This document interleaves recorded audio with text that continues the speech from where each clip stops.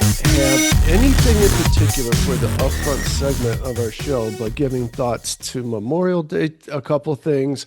Got some Um, history out of Memorial Day. okay, cool. And Yeah. just thinking about simplifying. I don't think at 59 years old we should be running ourselves ragged and not enjoying our lives. And I just feel like I need to free up some time. And I'm not sure how to do that. I'd given thought to at least once in a while talk about downsizing. This house is a lot of work and responsibility. Just getting rid of things, simplifying. That's actually quite a topic for people over 50 is simplifying. And I think there's a lot to be said for that. Going through the house and purging of all the things that you haven't used or worn or whatever in 2 years. Yeah. Oh my God. Yeah. Well, I mean, moving out here to Phoenix 3 years ago forced me to Oh, have to go right. through everything. And Several phases, actually. I remember. oh God, it was so overwhelming. We had to do it all in 30 days. It was like we came out here, we found a place that we liked, and it was like, okay, be back here in 30 days. And it was like, well, we haven't even started. So we drove home and it was just like, where do we start? And it was just purge, purge, purge. And it was emotional, Barry. Oh, I yeah. gotta tell you, man, that was tough. I A lot of don't. my paperwork I had to purge too. And I mm, had just file cabinets full of junk. But you still had to go through each and every piece of paper because it might have been yeah. some kind of legal document you Yeah. needed or whatever. It was monotonous. It was overwhelming. Oh, yeah, all of that is. I've downsized the filing cabinets considerably over the years because I'm so digital. And like, thank God all of my bills are done online and most of them are on auto pay. Mm, And everything from then there, I just feed into QuickBooks. So then that's cool. updating now that at the end of the year, everything's accurate and all that. And for somebody like me who tends to be more creative and less into the hardcore numbers stuff, thank God for all of that. But it's a blessing to get rid of all that paperwork. I'm not even sure how to, but it's not just the paperwork. It's all the things that lay in your attic and in your basement and stuff like that. And dude, I went through another series of purging a couple months ago at my rental house in the attic is where I have final stuff. I actually threw out my college portfolio finally. Oh my God. That That was really that hard. I remember how Hmm. much you put into that. Hmm. I mean, that was I've never seen anybody work so hard ever. Well, Seriously, yeah, yeah, the magnitude of what you had to do to graduate from Kent State was yeah. Oh, sheer design class was so hard there. Design seemed school. unreasonable to me. Like, okay, Yeah, it jump through was. these 5 billion fiery hoops Yeah, yeah, it and was. do it standing on your head. But as far as all that stuff, all the memory stuff, it's like I always thought about as I held on to some things, it's like, well, I have this vision someday when I'm in my 60s. I've had this vision for decades that I'm going to be rummaging through the attic like what's his name in National Lampoon's Vacation, Oh yeah, the Christmas Vacation. he's all And crying up yeah, there. yeah. And I'm gonna, like be so thankful that I have all these memories taking me back. Well, through all these decades, I've never done that once. Not No, I once. know. It's made for movies. That's it. Uh-huh. Uh-huh. So yeah, there's that side of things. So Lisa and I are still trying to figure out what our Memorial Day weekend plans are. Our families don't have things laid in stone for us, so that's good.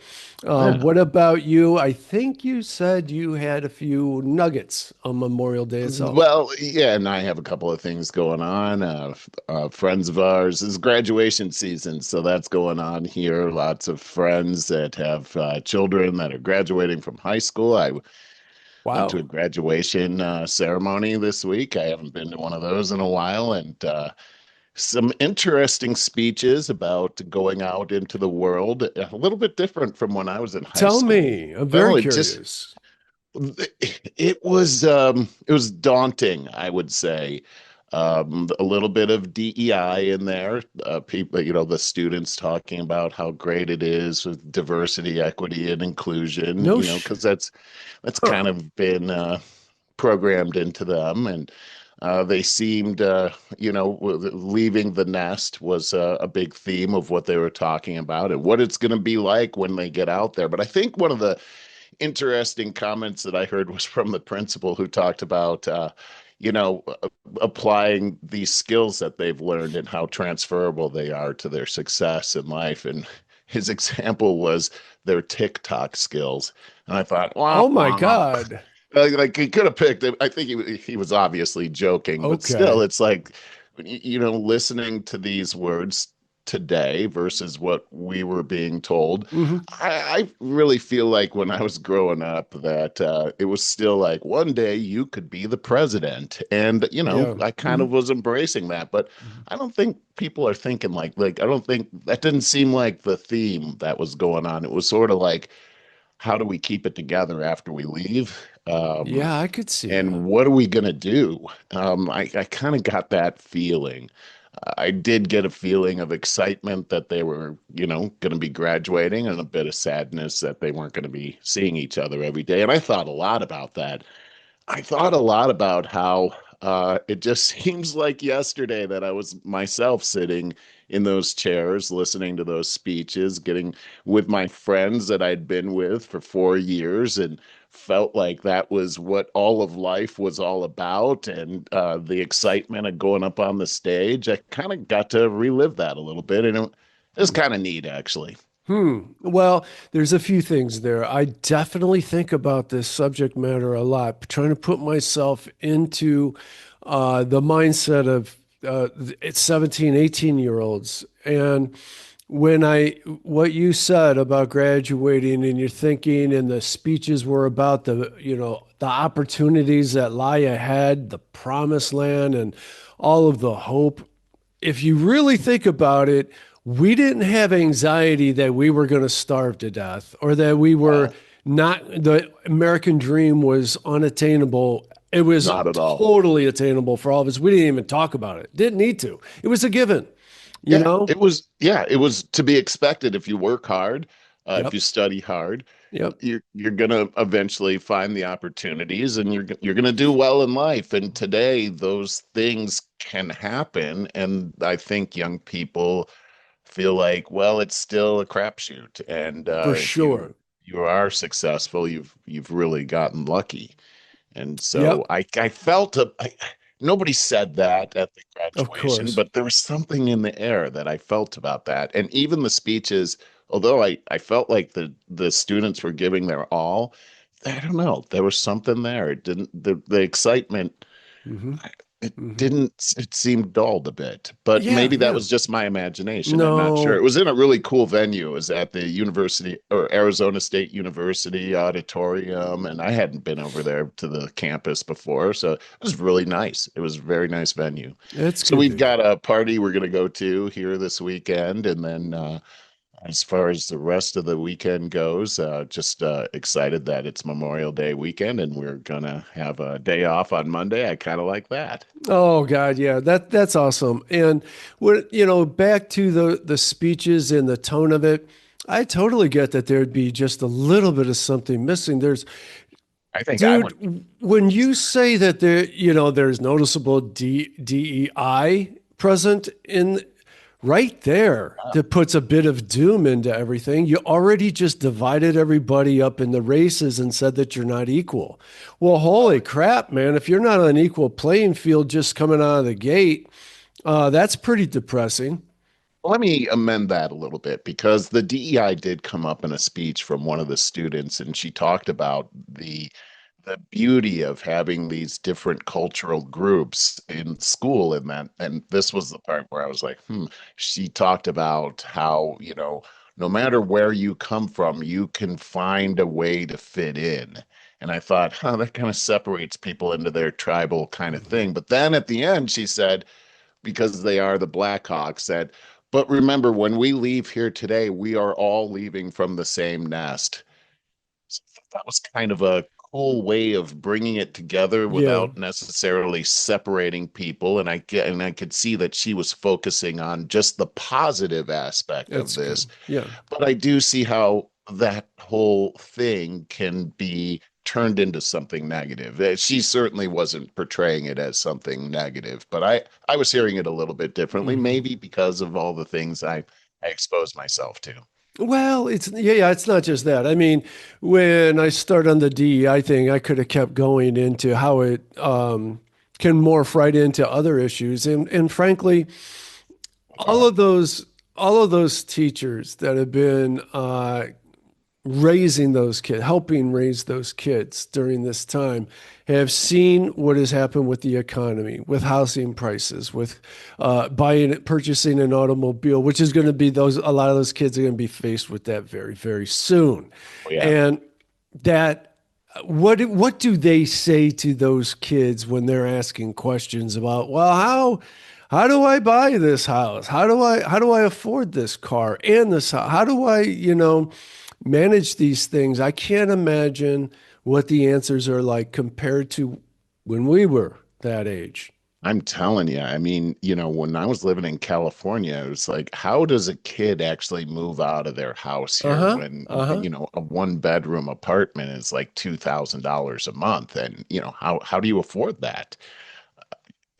Seems like the whole system is geared towards kids not actually growing up and living Yeah. with their parents for the rest of their lives. And when you Yeah. take a look at the marriage rates and also child birth rates are way down, it's not too far out of the realm of reality that we're talking about here. Yeah, well, I mean, I know all of that's really depressing, and I don't know how much we want to stay on Okay. that. I Uh, know. Well, it bec- is Memorial Day weekend here, and I did want to talk a little bit about this. yeah, Did you know please. that it was originally known as Decoration Day? I didn't know. That's kind of an interesting name. I thought, why would it be called Decoration Day? But it turns out that this holiday was really it was truly a memorial for Civil War. Is exactly how this whole thing started with the Decoration Day, and I thought that was a weird message. But why would you call it Decoration Day, right? Yeah. That's a strange thing. But it was all about decorating the graves of fallen soldiers. And as you know, in the Civil War, we lost more soldiers than we have in all of the other wars put together that the United States has fought in. Over a 500,000 soldiers perished, and sometimes in some of these battles, there would be up to 100,000. Gettysburg battle lasted only 3 days over 4th of July weekend, and about a huge number of casualties happened that weekend, and they were cleaning up bodies from that battlefield months after the battle was over. They God. still have Oh, pictures of this God. stuff. So this was the a terrible time in our history, and so this memorial happened in the springtime because that's when the war ended. It ended in the spring of 64 or 65. I'm having a hard time remembering that, but anyway, it that's what happened. But eventually, what happened is these celebrations happened for Civil War fallen war. Uh, uh, Veterans for years and years, but after World War One, they turned it into a fallen for all wars. So celebrating World War One as well, and then sometime after World War, uh, actually sometime in the '70s is when we made an official federal. So, Shot, see where it goes. anyway, so that's I'm not this whole thing with Memorial Day is a big deal. That's why I'm wearing the shirt today. Ah, I just want to, celebrate the fact that we have these freedoms that were not given to us freely. They were given to us at the price of blood, and even to yeah. the point where brother was fighting against brother. Ugh. This is a big deal. I think we should all take heed of the fact that the high cost is the actual life of brothers and sisters and sons and daughters. We got a lot of work to do. Yeah, we sure do. You talk about the rights. I like the way you said that, the rights that we have, and I'm thinking we barely have. We barely have a tenuous grasp on our rights, and they were given to us via blood of our ancestors. That's a huge statement. And when I'm working on the internet, which is what I do all day, every day, whether it's trying to do research via chat, YouTube, Google, whatever it is, I am battling through censors, the censorship in a society that's supposed to have free speech. Right. It's it's really, really infuriating. And even most of the news sites and almost all of the news sites that are on the left have no comments available. And so therefore people can't challenge what is being said. That bothers me to no end. And when I look for new news sites, having comments is very, very important to me because I want to see what people are responding with right away. It keeps everybody a lot more honest. That's very hard to come by. This is back to freedom of speech. It's number one for a reason. And I don't think that that's talked about enough, I don't think it is either. I just, the whole thing about if you can control somebody's speech, you can control how they think. how they vote. And really, the battlefield is in your mind. Really, all of life is about what is in your mind. What are you thinking about? What are you focusing on? The things that you focus on are the things that come out of your mouth. And so this is a way of controlling people's brains, therefore controlling their lives, therefore controlling everything. Mhm. And so freedom of speech is all about real freedom. It starts with your speech, it starts with your thinking, and everything starts to circle from there. And that's why the enemy of freedom always wants to shut down freedom of speech Mhm. first. It is the red flag, it's the litmus test for tyranny. Yeah, it really is. Whole thing with uh, Julius Malane. That's Oh, the guy. yes. He's that guy over in South Africa. That's Hmm. the head of the economic freedom fighters. And I went on chat to find out about what's going on in South Africa. Yeah, I did too. And and I was I'm like, okay, is South Africa a communist nation? Oh no, no, they're not a communist nation. And it was fighting me to tell me that it was not a communist nation, although it's a part of the Belt and Road Initiative, although the economic freedom fighters are a communist party there in South Africa. They're totally dyed in the red wool. The Wait, wait, wait, A wait. Before you just go skipping through that, that Belt and Road Initiative, wasn't that China coming in Yes, and China. basically buying the country? Well, it's exactly what's going on over there is that China actually is developing their roads. They've built ports for them. They have Huawei is there, so 5G is there now. So this is how they can monitor where everybody's going and Hmm. what they're doing. They can do a lot of other things with that as well, but they're injecting money into this society. Hey, look, South Africa is the has the highest unemployment rate in the world. They're at Whoa. 32%. Now, that Whoa. doesn't sound I that didn't know bad that. when you No, think that of sounds worst freaking in the world. terrible. When you think of worst in the world, though, I'm thinking 32%. Okay. But here's the deal is that a third of their population is okay, they have 60 million people in that country. 20 million of them are on welfare. Okay, just try to think Whoa. about A that. 20, third. okay, you're trying to tell me this isn't communism, but a third of your people are on welfare. And when you take a look at the age, of the population, it really equates to half of the working force is on welfare and Wow. and half of them are working. And so now they have a party there called the ANC, the African National Congress, and that's where Nelson Mandela came from. And when Nelson Mandela came onto the scene as the first ANC president, there was a lot of hope, a lot of enthusiasm about hope and change kind of thing. And, he really brought that. But we've had several presidents since him. And what's happened is lots of corruption has happened in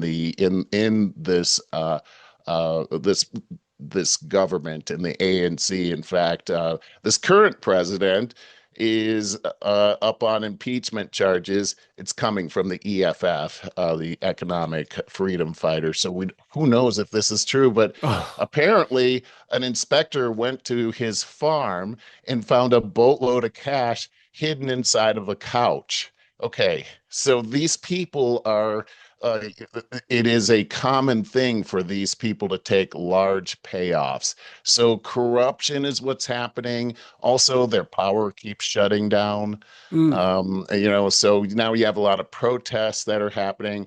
Unemployment for youth is at 60%. So you've got a lot of disgruntled youth happening.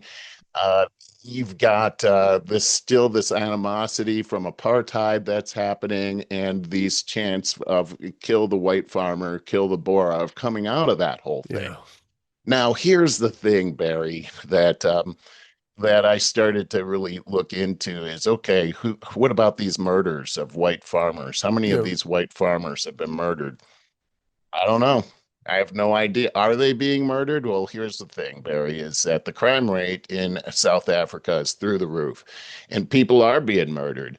But it's not just white people. Black people are being murdered too, and black farm owners are being murdered as well as white farm owners. And so although you're hearing this "kill the Bora" thing, it turns out that that is a song from the apartheid movement, and it has actually been granted to these groups to that it's not hate speech, that it's actual political speech, and it's actually how they got their freedom. And it doesn't mean go out and kill the white farmer. This is what I was told over Chat GPT, so who knows if this is true or not, but it sounded very believable that hey, that's what they used in order to rally their people to overcome the white minority that was forcing apartheid in South Africa up until what, sometime in the 1980s, right? Mm, So mhm. so they're allowed to say this, and has this party gone out murdering farmers? Well, to date, we don't have any evidence of that I can point to and say this actually is happening. Is it happening? I don't know. That's the whole thing is as Well, you start well, really looking at it, how can you tell what's happening in another country unless you have people in there yourself? I mean, are you not leading to what Trump went through in the video like 2 days ago and showed the Yes, this video? is exactly what I'm talking about is So we so know, we what know. was in the video though? Oh God, That's the I thing. didn't watch the video. But what I did, I watched the video that you sent that was a clip from Twitter. I couldn't understand most of what they were saying.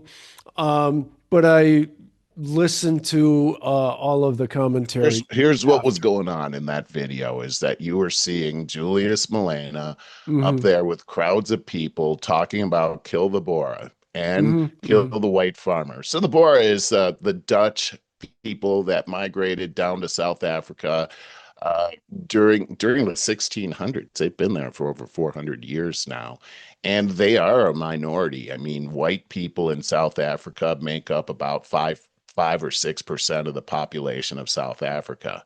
And so that is what they were saying, By kill the way, them. I'll just throw in there. So that's just kind of like black people in America, about 6%, 8%, I think here. But go ahead. It's about 13% now. So Oh, okay. it's kind of the reverse going on over there. And so they're chanting this death thing, and the thousands of people are jumping up and down. They're all wearing red berets because it's the EFF. That's what they believe in. And then they're showing this line of cars along this street with these crosses lined up for miles and miles. And what we're told in that image is each cross represents the somebody that was murdered and buried right there. And so, is that true? That's the whole thing. There's no concrete evidence to prove that those are actually murdered Hmm. people and their bodies are right there. So we don't know. It could be, or it might not be. But it turns out the EFF represents 10% of their government right now. So they don't have total control of the government. If you look at these videos, it looks like their government is made up entirely of these people from the EFF that believe in uh, um, um, uh, commandeering the land of these white farmers. That is their policy. That is what they believe. And they are, again, they're an opposition group. They don't have the majority. Who Hmm. has the majority there? It's the ANC. They are the party that Hmm. has had the majority since Nelson Mandela. They're the people that the EFF is totally against and want to take down. They've had the majority this entire time until just recently, and it's because of all the corruption. Now they only have 40% and they have to have a coalition government. So they have other parties. So we only have a two-party system. They have several parties there. So the ANC has had to team up with these other smaller factions in order to hold their power together. That's what the EFF is chipping away at. Just recently, the ANC was not able to pass their new budget because they need to pass higher taxes in order to sustain the 20% that aren't working any longer. And that's causing a rift within its own party. Now, look, Barry, this South Africa is completely ripe for Chinese takeover. China is their number one trading partner. It's precious metals, Barry. That's what they have. Hmm.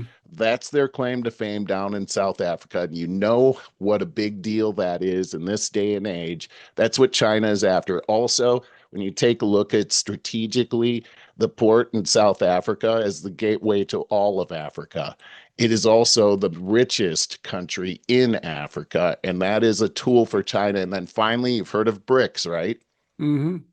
Okay, BRICS is a plan for to take away the power of the dollar and consolidate it in the Chinese. So it's five different countries. South Africa is the S in BRICS.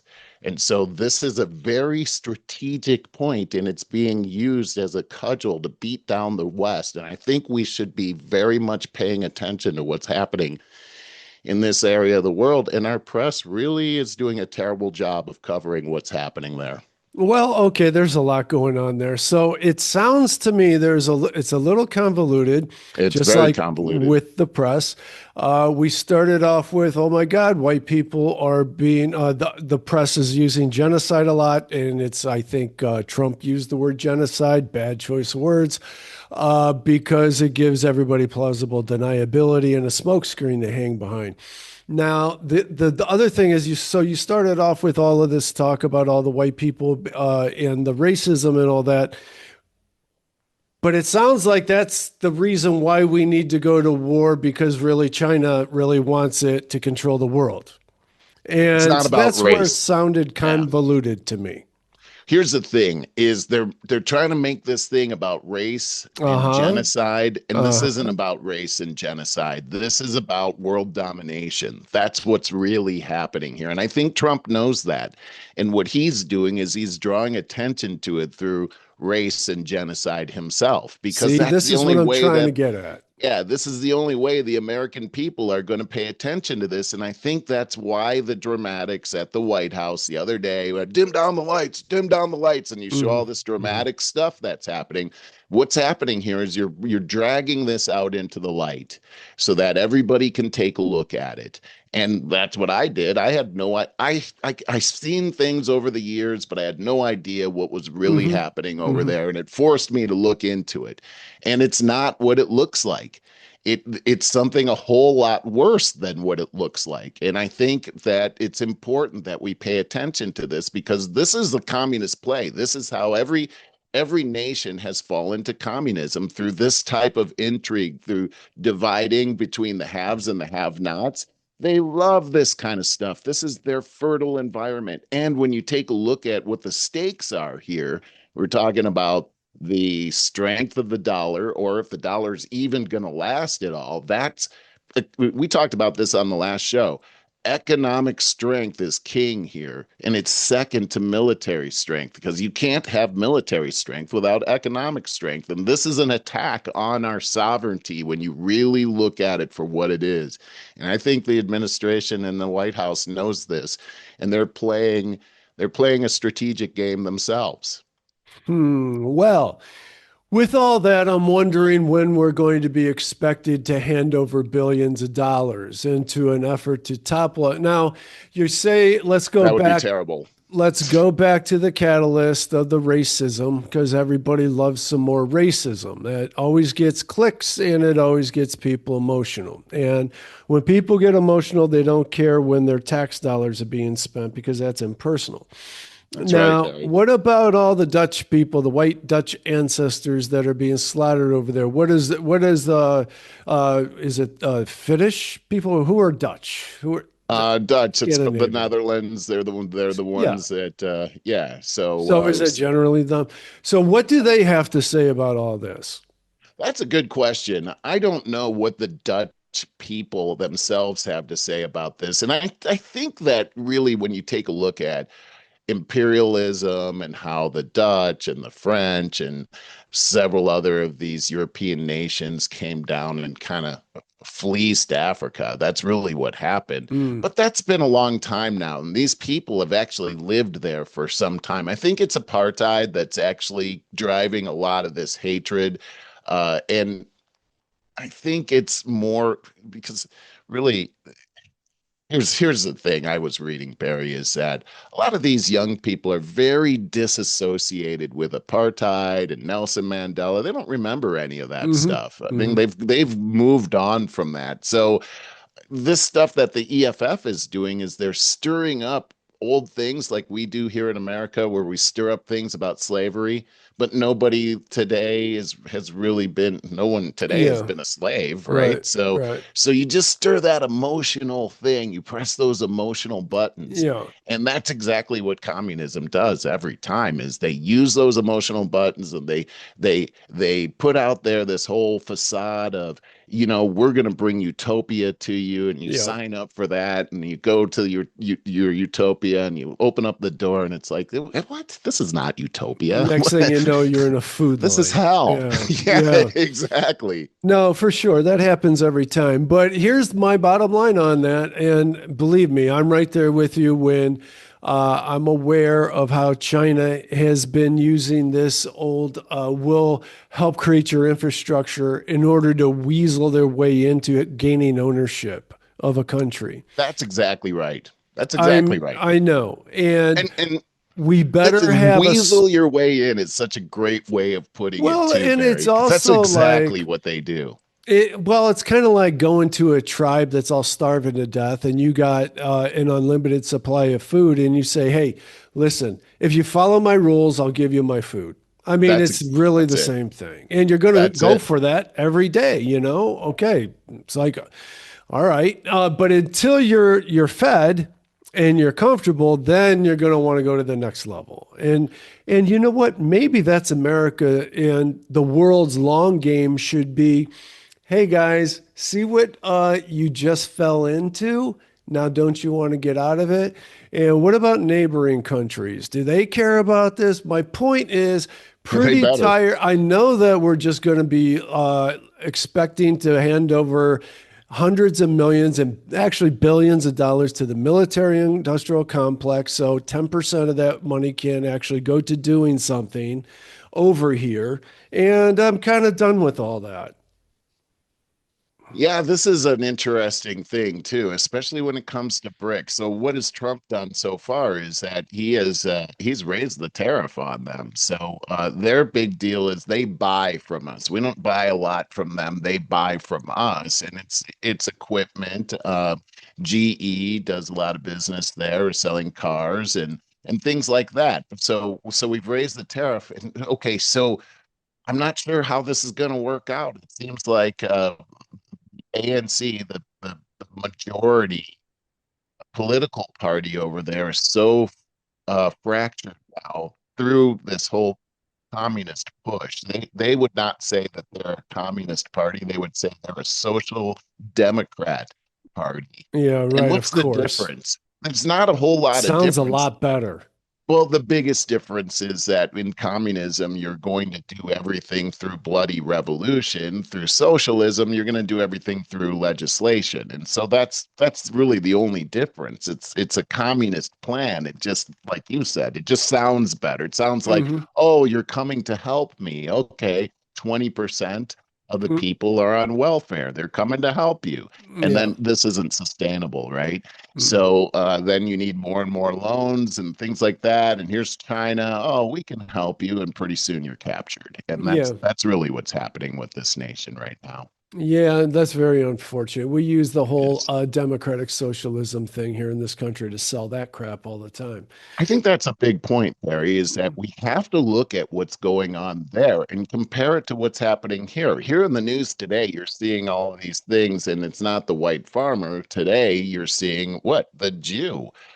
With the anti-Semitism that's happening on our Good point. campuses, and the people that are yelling, free, free Palestine. Well, of course, we had a murder happen yesterday outside of a Jewish museum in Washington, D.C. But it's these things, these chants, these slogans that they're saying, apartheid, not apartheid, but intifada now, intifada, intifada. You know what intifada is? Is murdering Israelis. That's what it is. It's total war. That's what they're talking about. And when you say that over and over and over again, like they're doing with Kill the Bora, people start to there are people that don't have the strongest minds that will be very influenced thinking they'll be a hero if you take out some Jewish people or some white farmers.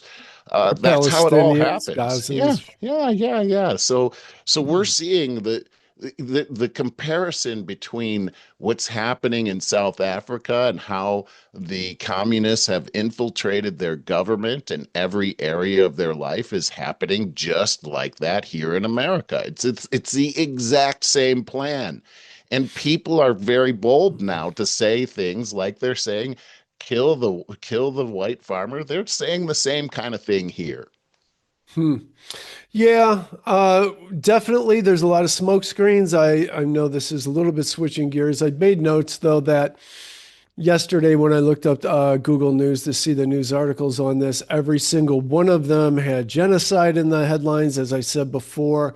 So there's plausible deniability that it's a genocide with it's a persecution nonetheless. Um, and then this morning, I heard it on like probably the PBD podcast or something, but ambush was Yes, that was was the to word. be the word. It was the word issued out. So President Trump ambushed what's his name, and why did they choose that word? I don't understand. But it nonetheless is just like who is this organization at the very top that has the email addresses of every single news outlet to send out these marching orders. Well, And and you, here's what's interesting about that because it's all over the place. The ambush comes from Sky News, from Axios, from Telegraph, from CNN, from The Guardian, from BBC, from US News. These are liberal and conservative weird. newspapers, and they're all saying ambush. What? How We're could gonna have that to be? put that in our headline today. That must work. Yeah, yeah, yeah. I mean, seriously, dude, I got no theories on that. Now, and you're saying it's even bipartisan news outlets Yes, and yes. worldwide. That's not just in the US either.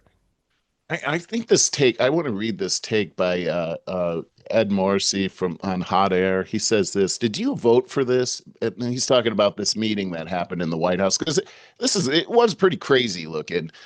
He says, because I ain't gonna lie, I voted for this. For months, South Africa has tried to paint Israel as genocidal for fighting the war Hamas and Gaza started on October 7th.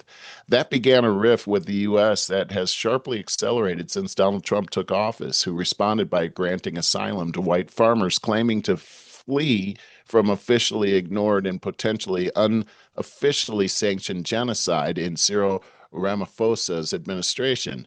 Ramaphosa signed a law in January that allows his government to expropriate private property, particularly from farmers, based on wherever they determine is in the state interest, or whatever they determine what's in the state interest, which has accelerated the forced dislocation of white farmers from the land. Ramaphosa decided to visit the White House in an attempt to reset the relationship. Trump used this to state use the state visit to stuff South Africa's legal actions about genocide in Gaza right back in Ramaphosa's space. And yes, that's exactly what I voted for last November. So I read that, and I gotta say, at least I when I saw this first, I was kind of excited because I've been watching this thing in South Africa, and it's like, well, what do we do? What's going on? And here, in the last 4 years, we wondered that same thing, and then nothing would happen. Nobody would address it. Now, you might not like the way Trump addressed it, but he addressed it head on and put it front and center and put a light on it for everybody to look at. I would differ with that because I'm sure.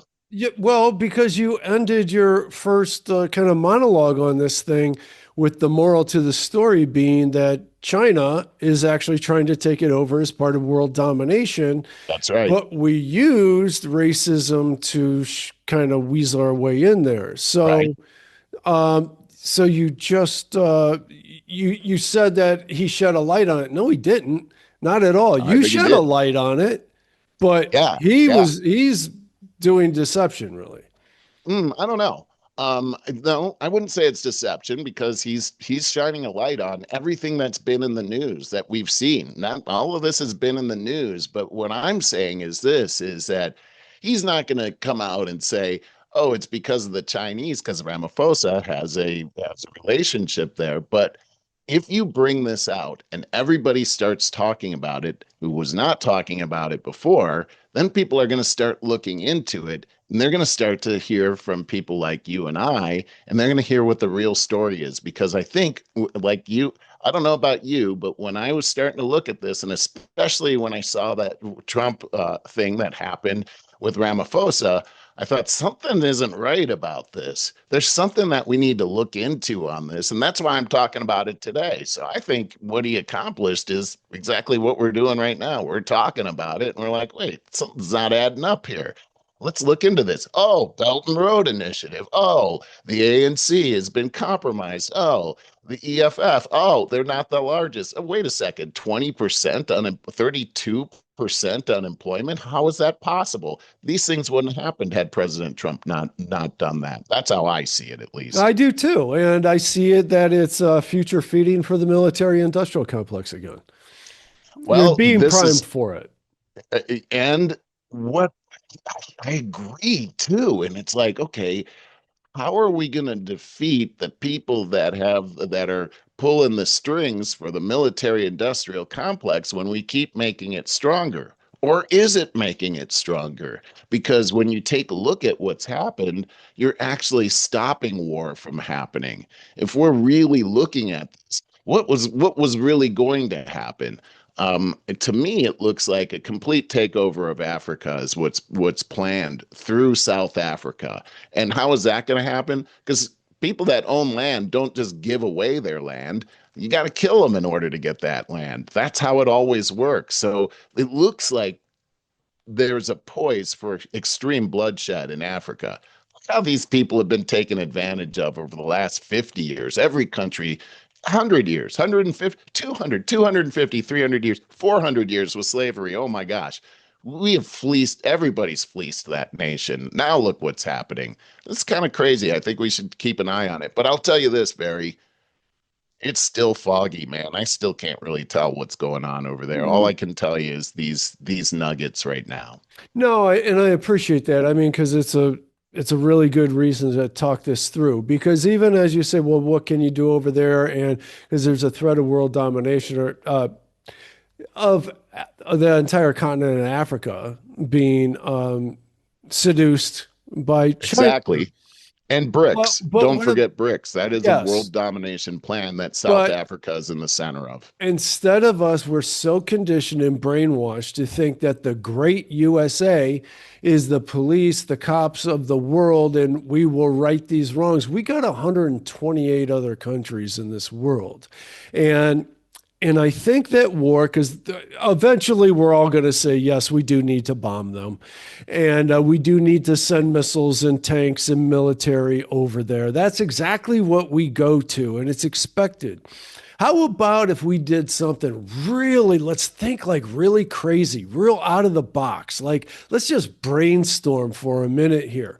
But what if we like put together a GoFundMe of various types? First, of like $37 trillion in debt. We can't afford to do anything. So, how about if we do a fundraiser so that we can go ahead and do all of that you want to do over there with all the wealth from people that can't afford it in this world. And then there's all the brain power. There's 8 billion people in this world. And as I said, 198 different countries. How about if we get them involved in some solutions? And if it's writing the governments over there, well, how about if we let's get some people to raise hands. Hey, there's 25 countries over there out of 198. We just appointed to go and bring in some goodwill programs and turn some of these countries around and build that infrastructure in Africa. Get them self-sustaining. Let's identify key areas in Africa where there is a possibility with some nudging and some assistance of real emergence, of real modern society, self-sustainable society. Dude, I'm thinking about this as I'm saying it. I think that we can do that if we appoint some other people. Now, we're always going to say, well, everybody else is corrupt. Nobody else, the world's underdeveloped. These other countries aren't capable, blah, blah, blah. It's kind of like when you're in a group. You've been sectioned off in a group, a large group of 12 people in school, and you got to do this big project. Pareto principle comes in right away. 20% of the people will do 80% of the work, while 80% will just gladly kick back, do nothing, and take the accolades. How about until you force them to do something? There are alternatives other than building missiles and launching military operations I totally from agree the with you. USA. And to your point, Barry, I feel like that is exactly what China wants us to think is build bombs, military intervention. And of course, their philosophy is not like our philosophy at all. They're following the Sun Tzu philosophy, which says that they want to be able to win the war without ever firing Yeah. any shots whatsoever. And part of that is the psychology of using our psychology against us. And this is exactly it. We're gearing up for conventional war. Now we're going to have protests about conventional war over here, and we're going to be all divided over here. Meanwhile, they're laughing because we're defeating ourselves over this whole thing. Hmm. Look what they've been able to accomplish through their peace initiative with Belt and Road Initiative. I mean, I was just reading The Naked Communist, and there's a quote in there from one of Lenin's right-hand men, and he says that we will never coexist with the Western world. And in order to trick them into their defeat, we're going to put them to sleep by creating the greatest peace initiatives that anybody's ever heard of in world history. And once they fall asleep, we'll smash them with our clenched fist. And that's what happens to all of these nations. That's what's happening to South Africa. Oh, you need help? Here's the Belt and Road Initiative, and it's a snare. You put your foot in that snare, you're never getting it back. This is how it works. And this is, how do you prevent a country that's already deep into it? Because they are deep into it now. How do you pull them out of that? That's the question. And I don't know that we actually know the total answer, but what we've seen in the past is it's not war that changes them. That actually helps the communists. It is economic incentives like you're talking about right now. It's not giving a man a fish, it's teaching a man to fish. Yeah. And that's what's got to happen here. We've seen countries turn around through that. One example would be when we saw the fall of the USSR, that had everything to do with economy. And all of those satellite states that Russia had also fell from communism, but it was all because of the economy. And now most of those places are communism free, or sort Charlie. of. Jesus, man. All right. All right. Minor Oh, interruption. Where were it's we? fun. We were talking about communism and how fun it is. Rescuing them through teach a man to fish and Right, eat right, like right. a fillet of fish at Yeah, McDonald's. I used to be my favorite. Yeah, yeah, yeah. Okay, you know what? Let's switch gears a little bit. Just I'm gonna have to go through a whole bunch of stuff here pretty quickly. Feel a little. Oh, you know what? There was one thing I wanted to say that I was thinking about as you were winding that thought up. Is last night, I was listening to a Rogan episode with comedian Jimmy Carr on it. Yeah. Most of the episode is like, so so. But he said one thing. He was quoting somebody, I think, and he said, he's an English guy. So it's always kind of interesting when you listen to somebody from a different country that is politically astute and, get a perspective on things. And he was Yeah, talking yeah. about what do we got that other people, they're talking about why does everybody want to get into the US and not everywhere else, in spite of our problems. And he said, look, at the end of the day, you got one real, I forget how he said, I don't want to say commodity, that's definitely the wrong word, but one unique asset, the Constitution. And he goes, after he went on a little bit about that, he said, maybe what you guys should be doing is drafting unique but similar constitutions for other countries across the world. Like, dude, how does that pertain to what we were just talking about here? Trying to find a different way out from all this this stuff, instead of just war. They're priming us to feed the military industrial complex on that for sure. But if they are very concerned about China and the world takeover, as we all are, we should be, anybody in the know, then how about that? Instead of, okay, because you know how they're going to spin that. Oh yeah, we'll we'll take that military right in there and we'll topple that regime and we'll put a new, as we always do, in a complete failure. But everybody got another $1 trillion out of us. No. How about if we rethink this with a different committee that doesn't involve the military per se, as they would like them to be involved, that actually helps people draft their own constitution based on what we have? Just a thought. I think it's a great thought. And at the same time, freedom is something that countries have to be ready for too.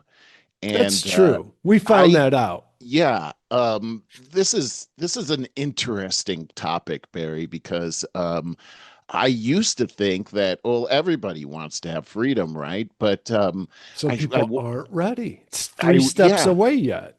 and so we go into Iraq, right? Or oh, we're going to bring freedom over there. We're going to bring liberty to them. But were they ready? Are they ready? It seemed pretty obvious that they weren't ready for that. It's a And then completely different culture. com there you go. Compare that to the American culture pre-revolution. There was this enlightenment that was happening. Yeah. People were thinking in a different way. We're sniffing it. And also they were studying very much about the liberties that God gives to us that are unalienable. And so this was in the public conscience at the time of the revolution. we go to Iraq and you take a look at what happened with Saddam Hussein over there and how we marched in with our, we're bringing liberty. But these people were not thinking in the same way we thought of during the revolution. People No. were talking about democracy, but they didn't understand the value of democracy. They didn't get it. And I think that before we help people write their constitutions, there's got to be Assessments. the ground has to be fertile, Hmm. right? Hmm. And that's why I thought like some of this like Radio Free America that where we had radio waves going into Europe during World War II, where we were preaching over the radio about what real liberty and real freedom was, so that people could wrap their brains around that and Right. then be liberated. But it's interesting because I said this earlier that the battlefield is actually in the mind. And so before you can win a war physically, you have to win a war mentally. And that's why propaganda, freedom of speech, all of that concept is so important, because it is how you win wars, is that you've got to be able to have people thinking the right way. And therefore, you've got to be able to free them up to be able to express themselves so they can share thoughts amongst each other. And this is exactly how we free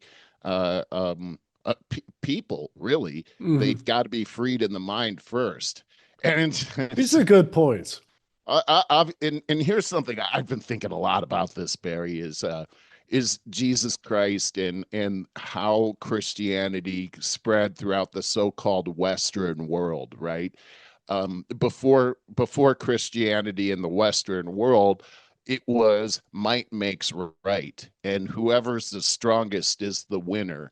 And really, That's our what young society, our young civilization. Yeah. you're exactly right. And what Jesus Christ initiated through the Christian movement was this embracing of true love wrapped around justice, and or justice wrapped around what the self-sacrificing kind of love is. And that spread across the Western world, and it actually has changed the world dramatically. But now, as we see the light of Jesus Christ starting to fade, our society is absolutely changing as well to this brutal might makes right Hmm. world Hmm. all over again. Hmm. Hmm. And so I see us dealing with this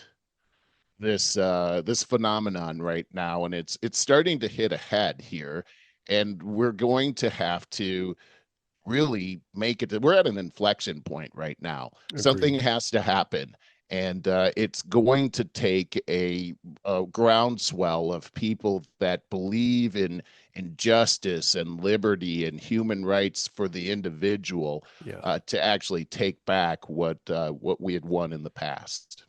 Well said, Merle. I mean, a lot of good points there. If you are ready to switch gears a little bit, Yeah, absolutely. I made boy, there's a lot here. I almost want to approach it with apologies because I'm going to be so hard on these guys. And I even wrote the heading for it already for myself. Tough men turn to jelly.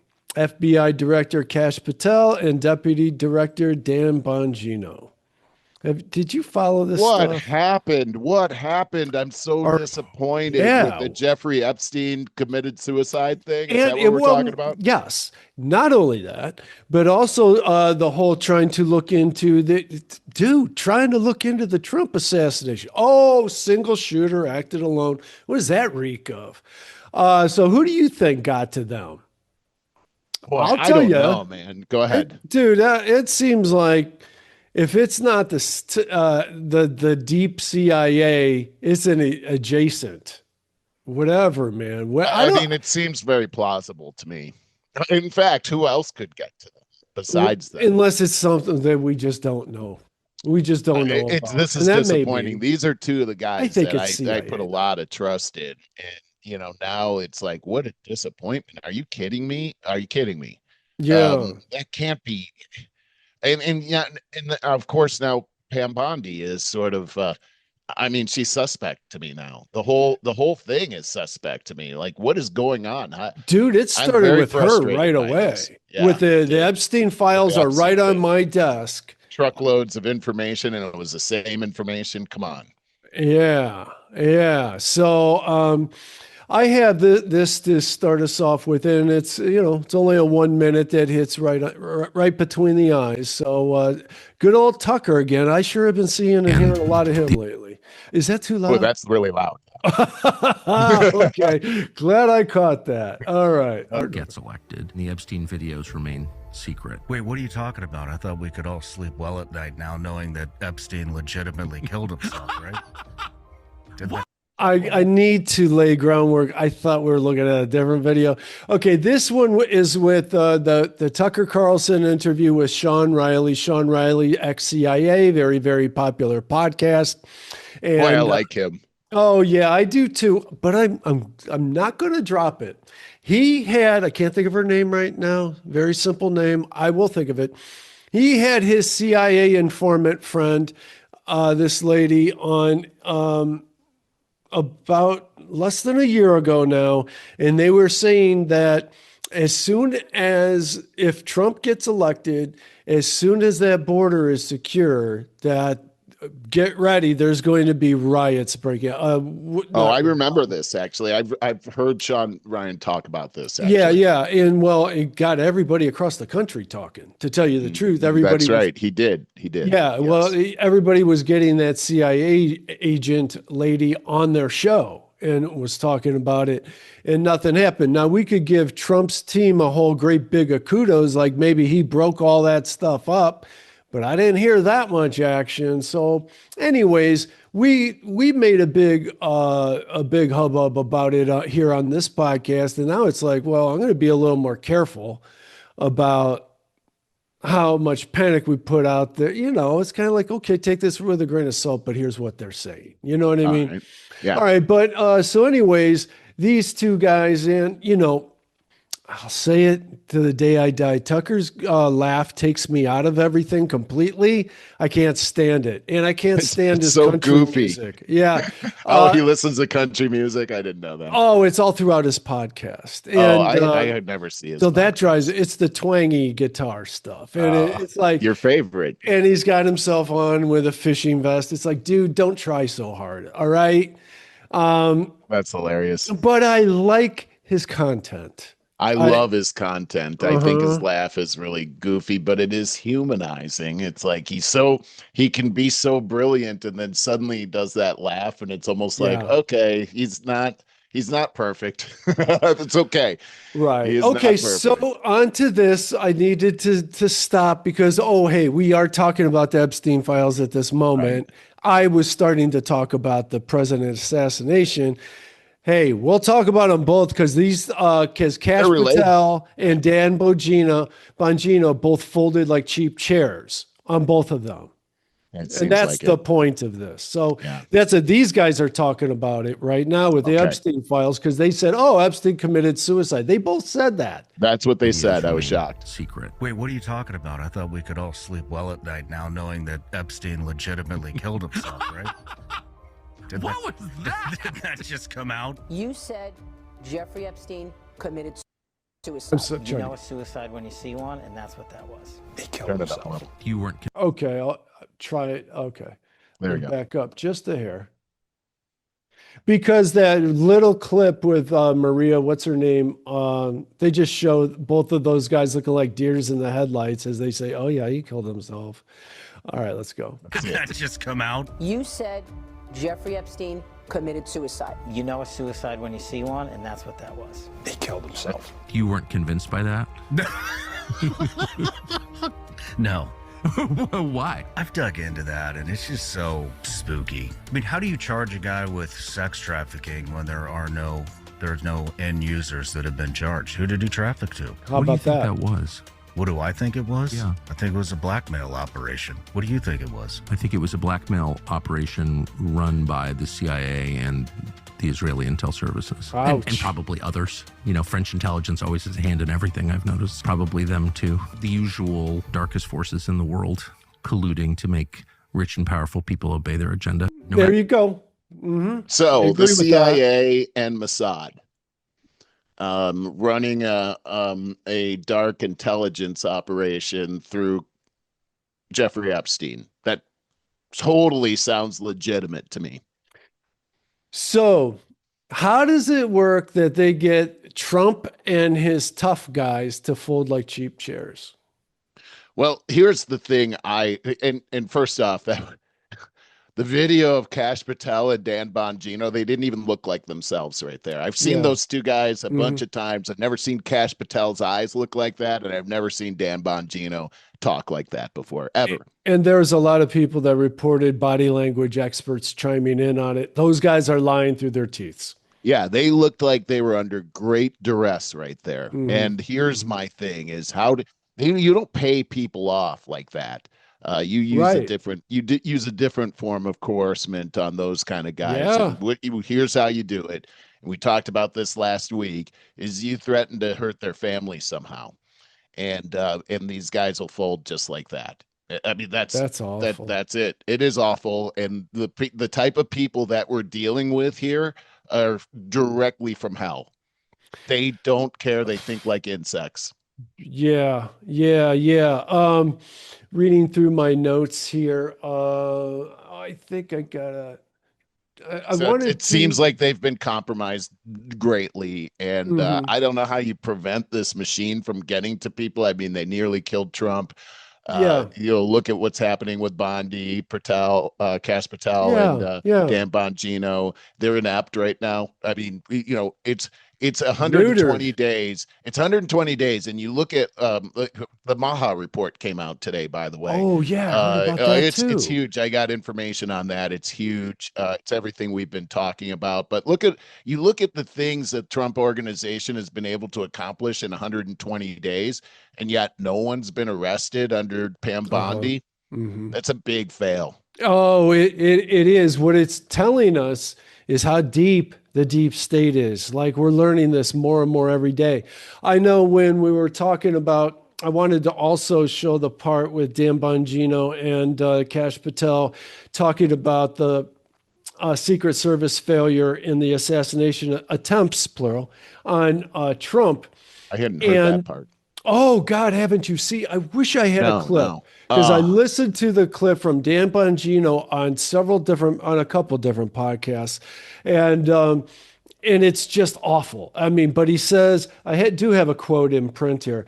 If there was a big explosive, in quotes, there, given my history as a Secret Service agent and my personal friendship, as the director does with the president, give me one logical, sensible reason we would not have told you.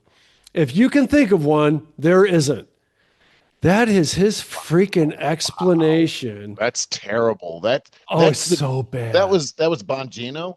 Yes, it was Bongino. Okay. Pathetic. You'll find it. I listen to that show, the Dan Bongino show, all the time. And if somebody were to come out and say that, Bongino would have been all over that. Like, are you kidding me? Yeah, for sure. He's that guy. What that boiled down to was just trust me. Why would I lie? So it puts it on us. Wouldn't we tell you? Like, yeah. Exactly. It was the most immature and unprofessional response I think I ever heard. So why would he lie? This is what Dave Smith said to that right there. He goes, what do you mean, why would I lie? Just trust you. Why would you lie? Your life was threatened. Your family was threatened. You were paid off. You're corrupt. You're an asset. Why? I could think of 50 reasons why you would lie. It's on you to tell us the truth. And don't you, like, if somebody, I don't know about you, Barry, but when somebody says trust me, I instantly don't trust them. That's exactly right. So there's questions that need to be answered still, like, how did this kid get a clean shot at 150 yards out or whatever it was? There were tapes of him. It's irrefutably reported an hour before the shooting. People are being warned about this kid on the roof. The roof, they said, was too slanted for the Secret Service, yet it wasn't for the kid. That is so crazy. Don't answer the questions. Nope, everything's on the up and up. What the hell? Mean, the roof slant thing is the topper for me. Like, okay, it's a safety initiative here. We can't have our Secret Service on a slanted, but of course, well, what if the bad guy gets, well, no, we have our safety thing. Dude, that was like, being ushered out into in front of the press. Do you have something for me to say? Come on, I'm going out right now. Yeah. Tell Here, them take this about the card, get out there. roof. Yeah, the roof. Exactly. It's slanted. Just run out there and read this. And the the roof was slanted, and I You're looking behind you. like, yeah. Is this let's read this? It's great, Barry. I love that. Oh Man. God. So anyways, man, I guess the bottom line on all this is that every day, like I said, I find more and more how deep this runs, how crooked It's it crazy. is. It is very, I very remember deep. somebody recently saying, I don't remember who, it was a couple of weeks ago, talking about how deep the deep state is in turning around the corruption in our government. He said it would take 50 years. Certainly I'm not not 120 surprised. days. He said Not 50 surprised. years. Yeah, I yeah. would think if we start getting realistic about this, and we think, okay, so Trump is really, hey, he really has the best of intentions. He's going to do what he can. Well, if he could put a crack in this, and then somebody, whether it's Vice President JD Vance. JD Vance, whether it's Vance, Eric Trump, I like him a lot. Whoever it is primed, protected. What about Don Jr.? I don't know enough about him, but He says he'd be willing to run for president. That whatever. just came out this week. Okay. I would have to learn more about him. He seemed just a little goofy to me, but I know Eric Trump is really solid, man. Yeah, I think he is too. And well, so I'm not a big fan of Don Trump Jr. He seems like a real hothead. Just, he was going out with Kimberly Guilfoyle. Yeah. And of course, she was married to Newsom at one time. I don't think much of her either, but she actually is very well thought of. It's interesting. I had a friend of mine who was at a party that Kimberly Guilfoyle was at, and she was just. She didn't like her.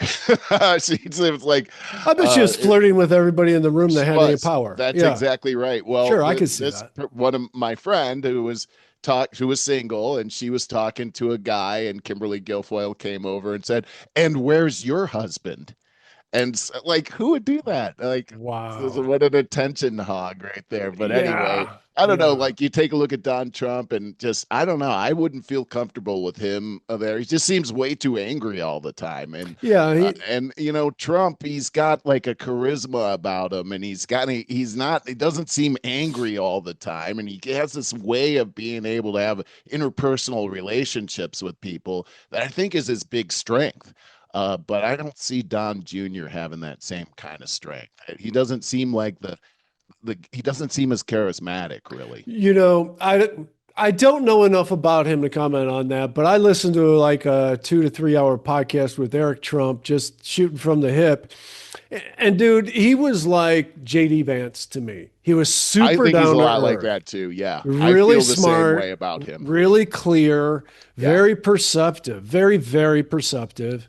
He's even keel too, like that. Very much. He's got a calm demeanor about him, but he's super sharp, and he's right there. He's like he's clicking on all cylinders. Yeah, right yeah. There. So you could tell a lot about somebody that's not pushing an agenda in 2.5 hours. I say not pushing an agenda. He was speaking on behalf of his father running for president at that time. But what I mean is he doesn't have a sales pitch. And right on. Yeah, and so shooting from the hip. You don't want to hear the sales pitch. It's not what we want to hear. We want to hear just a competent guy that's not trying to trust me about this. Right. That's what I don't like. Barry, I'm running out of time here. Okay, same here. Cool. But I wanted to talk about this whole thing with MAHA, the MAHA report that just came out. I'd actually like to share something here that this just came out this morning. I'm actually really excited. Let me just cue this up here. This is President Trump talking about the new MAHA report, Make America Healthy Again. Actually, it's the report regarding children here. And I think this is super important, and it is extremely critical that we wrap our heads around what's going on here with the chronic diseases that are happening with children. Here's President Trump talking about the report that just came out, and then I'll go over some of the other things that are inside of the report. I think it's really interesting, and everyone should read this report. I've gotten through several pages of it so far, and it is mind-blowing. Here we go.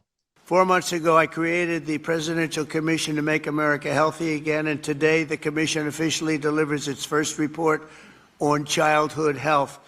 Here are just some of the alarming findings, and they really are alarming. It's unbelievable, terrible. More than 40% of American children now have at least one chronic health condition. Since the 1970s, rates of childhood cancer have soared in many cases by nearly 50%, 50%. Wow. In the 1960s, less than 5% of the children were obese. Now over 20% are obese. A few decades ago, think of this one. This is, to me, the one that gets me every time, and it seems to be getting worse. Just a few decades ago, 1 in 10,000 children had autism. Today, it's 1 in 31. Last time I heard the number is 1 in 34, right? Now it's 1 in 31. Oh. There's something wrong, and we will not stop until we defeat the chronic disease epidemic in America. We're going to get it done. For the first time ever, this report examines some of the root causes that many believe are making our children sicker and our population sicker, I guess. It just doesn't stop with the children. It's our population also, such as the ultra-processed foods, over-medicalization and over-prescription and widespread exposure to potentially toxic chemicals. Unlike other administrations, we will not be silenced or intimidated by the corporate lobbyists or special interests. And I want this group to do what they have to do. We have to spell it out. So this is what's going on with this report that just came out. Now, this is the first step. The report is actually to draw awareness to what's going on. What they want to be able to do is come up with solutions. That's the next step, is the suggestions for the solutions. But this is the state of the union when it comes to the health crisis that's happening with our children, which, just to reiterate, they broke it down into different parts here, and these are the core drivers of the health crisis for children. Poor diet being the first one. It shifted dramatically towards ultra-processed foods, and today nearly 70% of children are get their calories, or 70% of the calories that children are intaking are from ultra-processed in foods. Our school system. And I also want to, as you go through that, as Trump just went through that, keep in mind that the United States spends more, way more, on healthcare than any other country, and our stats keep going lower and lower into disaster.